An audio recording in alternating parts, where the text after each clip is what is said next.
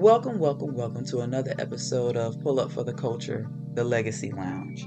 It's your girl Kia, and today we are discussing feeding the legacy. Now, before there were vans, federal programs, or nonprofit grants, the Black community had already figured out how to feed its own.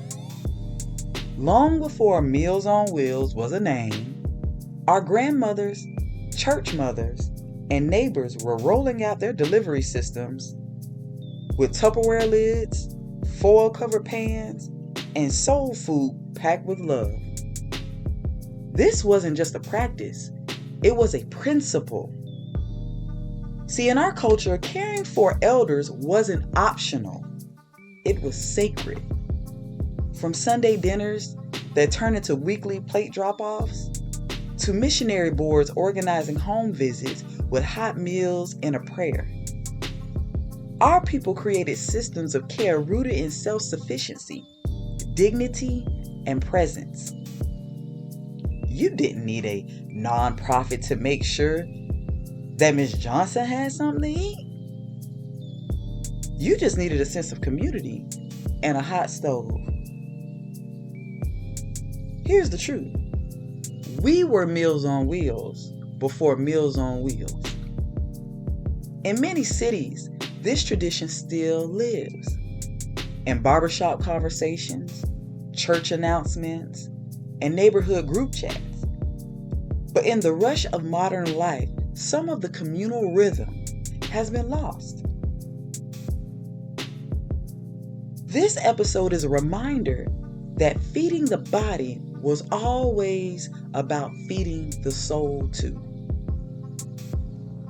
During the 1960s and 1970s, as the fight for justice expanded beyond voting rights, Black activists and churches formalized many of these grassroots efforts. In cities like Chicago, Detroit, and Atlanta, Blacks-led community centers began organizing structured meal deliveries for Black seniors who were left out of public services. The Black Panther Party launched the Free Breakfast Program in 1969, which was a revolutionary model of nutritional outreach for Black youth, but it also inspired later programs for the elders. Many mainstream Meals on Wheels programs initially failed to meet the cultural and dietary needs of Black elders. As a response, Black-led versions emerged, offering soul food, African heritage meals, and community-driven models that emphasized care, not just service.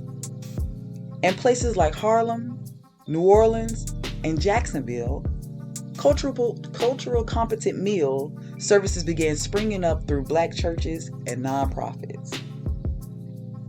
Today, organizations like Black churches, Greek organizations, and HBCU service clubs continue to support seniors through food delivery.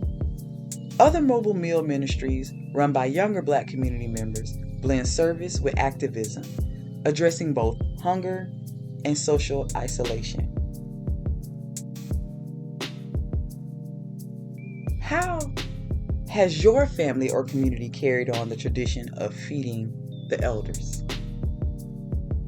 Whether it was your grandmother packing extra plates or a neighbor checking on Miss Johnson next door, understand we've always shown up for each other.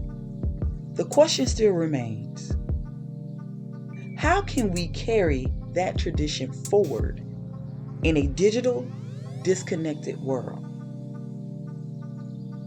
We have to understand that community and honoring our elders is what helped us thrive during the times of lack,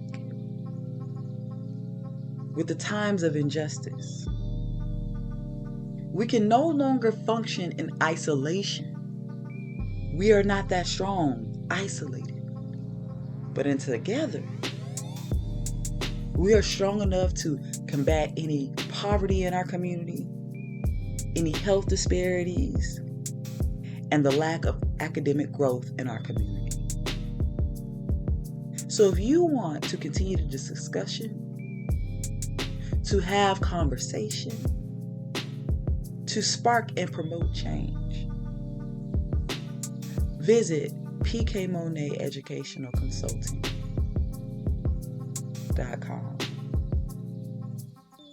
Go to groups, click on Pull Up for the Culture, and let's continue this conversation.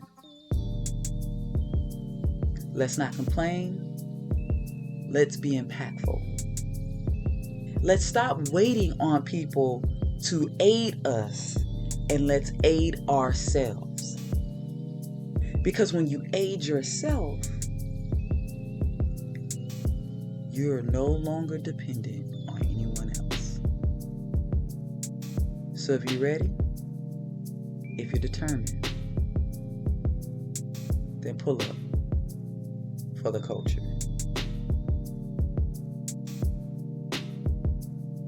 We out.